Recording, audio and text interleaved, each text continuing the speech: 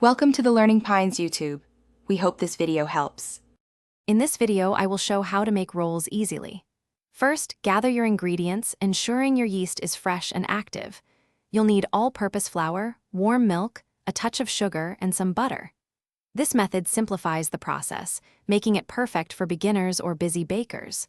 We'll walk through each step, from mixing to baking, ensuring your rolls turn out perfectly soft and golden every time. To begin, gently warm 1 cup of milk to about 105 to 115 degrees Fahrenheit. This temperature is crucial for activating your yeast. Stir in 2 teaspoons of active dry yeast and let it bloom for 5 minutes. Then, add 2 tablespoons of sugar and 1/4 cup of melted butter.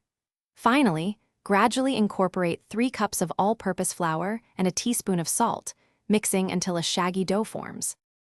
Once your dough comes together, turn it out onto a lightly floured surface.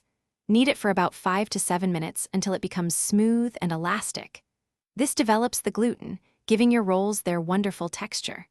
Transfer the kneaded dough to a lightly greased bowl, turning it over once to ensure all surfaces are coated. Cover the bowl and let it rise in a warm spot for approximately 1 hour or until it has visibly doubled in size. After the first rise, gently punch down the dough and divide it into 12 equal pieces.